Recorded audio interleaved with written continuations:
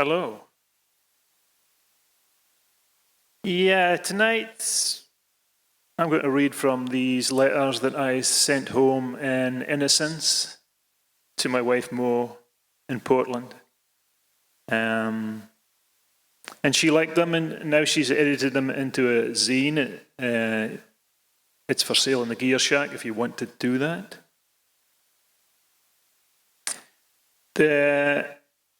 A subplot to this is at the time I was fishing up in Kodiak Island, Mo was moving house. I had packed up the house and she had to deal with the moving of the house, contents and the 3 cats. And some of this is relevant to the letters. Eider Narrows, Kodiak Island, Alaska, Thursday, 29th June. My darling wife. The last 2 days have brought 35-knot northeast winds and heavy, squally rain showers, which has made driving out and picking the net slow, uncomfortable and tedious. The land all capped with cloud, the bay lumpy and lead-coloured.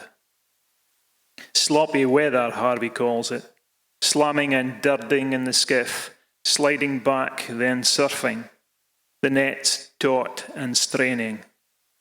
But at least we are catching some fish. Not a huge amount, but a trickle. Squirrel Chronicles. Returned this morning to my tent after mid-morning pick to find the lid of the Nutella jar outside and pretty well chewed up and licked clean.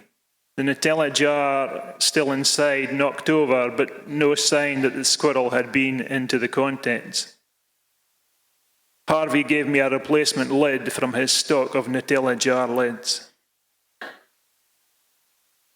Now all my snacks are stashed inside the tote, and the squirrel knows this, judging by the footprints on the lid. I left an almond in the doorway, but it hasn't been touched. 2 days it's been there. The wee guy needs his Nutella, just like everybody else. I have been getting some painting done. This rainy weather is good for that. Between picks, I can stay in the tent and paint. The bay looks like one of my paintings now, all clouded over and screened by rain showers coming out of Uganic Pass. Saturday, 1st July. Moving day. I hope it all went well. Hard to believe June has passed already. It's certainly a different month, cold. Those northeast winds blowing across the bay from Uganic Island to where we are. The wind dropped overnight. Yesterday started calm, but freshened up in the late afternoon, making it really nasty. Pinks are starting to show up. Some big fat dogs, too. I've reached a deal with the squirrel. I leave him a nut in the doorway of the tent, and he takes it and doesn't trash the place. It's working so far, although I realize the deal is weighted in his favor, but I'm happy not to get the tote chewed up. I heard a seiner turned over in the northeast blow 2 days ago. Their skiff was on deck and it shifted and the boat rolled over. 2 people got picked up and 2 people got trapped in the hull and died, I think. I'm hearing the story in pieces and fragments. Can't remember the name of the boat. Sad news. The oyster catchers are fluting their call. Can you hear them? Oh, and there is a squirrel squawking again. When I got back to the tent after the last pick, my little alarm clock was on the floor. The squirrel had been inside. It's raining hard. The tent is heating up from the first fire I've had in 2 days. I've had my tea and everything is well with the world. Sunday, 2nd of July. We delivered.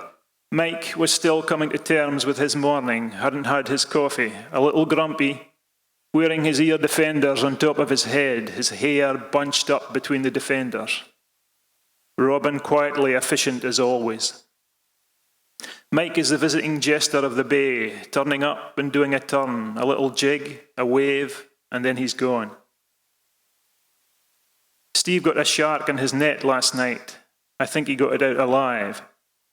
Wendy said Eva had 13 sharks one season. We were having our lunch on the dock today, first dry day in a week, when Harvey reached down and scratched his calf, and a moth flew out of his trouser leg. The blooms from the rowan tree have been falling, making a bridle path to the skiff with the confetti-like petals. So it is this time of day, late afternoon, that I feel most tired.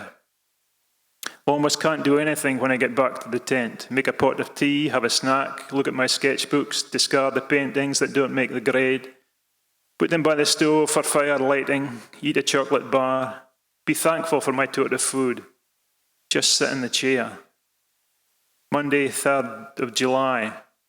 Startling events at the Narrows. The mystery of the missing dip net. Me and Harvey were out in the skiff mid-morning, picking the outside net in the mist and rain. We saw a fish in the web and stopped to pick it up. It was barely caught, a few meshes on the lip, and it was a huge dog. "Get the dip net," said Harvey. I turned around to where the dip net was normally stowed on the starboard side, and no dip net. "It was there last night," I said. Harvey used the gaff to get the fish aboard. Keep watching this space for news of the dip net. Did someone take it? Did it go overboard? And who really cares? All these questions and less will be answered in the next installment of The Mystery of the Missing Dip Net. How is it in the new house? Are you just surrounded by piles of boxes? How are the cats doing? Later. The dip net was below the running line underneath the water. Cancel the mini-series. I hope you are well and well fed and the move was not too stressful. I hope the cats enjoy getting to know their new home. I miss you lots and lots. It's getting nice and toasty in the tent now. Love, George. Wednesday, 5th July. Dearest Mo, the sun shone yesterday right on schedule for the party at Toby's. We picked the net, got a few fish, drove over there, partied, drove back, picked the nets, got quite a few fish, endured fireworks from the sailors anchored up in the village islands. Really tired today. Enjoyed the party, got to see Toby's site. He has a nice cabin, large crew cabin and an outhouse with a toilet that flushes. His site has the worst beach though, boulders and boulders that move when you stand on them. I counted 10 skiffs and a float plane on the running line. The highlight was a salt crust baked salmon, which was delicious. I talked to a few people whose names I don't recall, had some party anxiety, got through it, enjoyed the sunshine and the view across the Shelikoff. And then the bugs came out, and they were really bad. Toby showed me the bear claw marks on the screen of his back door and told me that story again. The fishing news at the party was that the site at Cape Uganic is loading up with fish every day. But mostly set knitters don't talk about what they're catching. They refer obliquely to a little, some, a few. We have tons of sea lions. Yeah, the current. And they never answer a straight question. Oh, my love, just to hear your voice right now would be the sweetest thing, the most delightful thing imaginable.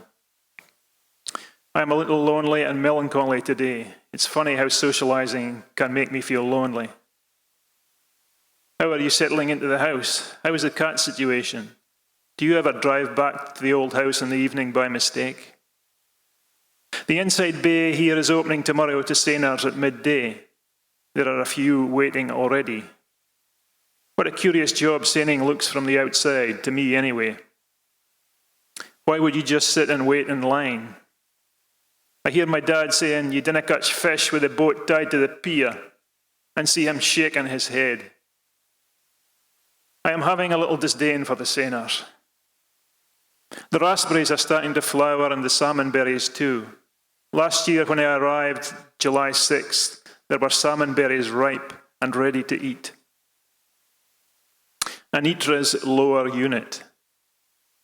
Anitra texted Harvey to say her outboard was making a funny noise and would he come over and look at it. Harvey walked over to Dave's beach where Anitra's skiff was moored and listened to the motor and agreed that it indeed was making a funny noise and that he thought it could be her lower unit. He advised her to disconnect her lower unit and run the motor without the said lower unit to see if it still made a funny noise. Anitra did this and deduced that it was indeed her lower unit that was the problem. She sent her lower unit into town on the tender this morning to have it looked after by a lower unit specialist. This was a tale of Anitra's lower unit. Labour is $150 per hour in Kodiak. Welders, mechanics, lower unit specialists. Saw a sea otter eating an octopus today. It was chewing on the tentacles of an octopus laying on its belly. It was quite a lot of food for one sea otter. Friday, 7th of July. Well, it was hot tub night and it was fine to get clean, but oh me, the bugs. There must have been a hatch yesterday because there were a lot of bugs. I was bitten everywhere. Up the hill, down the hill, on the butt, in the tent. I have bites in my eyelids, ears, face, neck, arms, back. They are really rampant this year. Harvey had a mosquito net, so I suspended it over my bed because last night was out of control. Me flailing in the dark at mosquitoes, slapping my face, neck, and head. I sprayed the pillow, my hair, everything, my sleeping bag with the bug spray, but those wee beggars kept coming. I'm in a kind of state of ecstasy with the itchiness of my body. The lavender gel you sent is helping a lot. Later. We finished late afternoon, then paid the tender a visit for freight and mail. Mike sitting on the back deck in a folding chair with a fishing pole in his lap, two of his grandkids causing havoc around him. Saturday, 8th of July. The bugs moved on to Wendy and Harvey's tent last night. I was very snug, smug, and untroubled inside the mosquito net in my tent. Sunday, 9th July. It has been a busy time. We have a closure tomorrow and Harvey is now just deciding what to do about nets for the opening. It seems clear to me that you would have 2 spare nets waiting to go right from the moment you started fishing. Harvey likes to weigh things up and consider all the possibilities before coming down on the side of the bleeding obvious. His thing is that he doesn't want to put a new or reconditioned net out where the sea lions are at the far net because they would make a mess of it in short order. I can see that, but to me, if the net is in tatters, which the outside net kind of is, then it needs to be replaced. That's my speech. I'm a little frustrated because I am just crew. What's that poem by Clem Stark? When Harvey laughs, I laugh too. And when Wendy laughs, I laugh too. And when the dogs bark, I bark too. I'm down to the dregs of my first pound of tea. That's exactly a month. I enjoy mending nets and getting into a trance-like state with the needle making its own way and my hand just following. I also think of my ancestors as I cut, tie knots, mend, knot, cut, move on to the next hole. My hands moving in exactly the same way as theirs. I'm sending this letter on the tender tomorrow, Monday, before the closure, because it will be Thursday before we see Mike again. I love you, my darling wife. I hope you had a fine 50th birthday day. Did you do anything special? Did someone bake you a cake? Did the cats come in the morning and sing you a happy birthday? Love, George.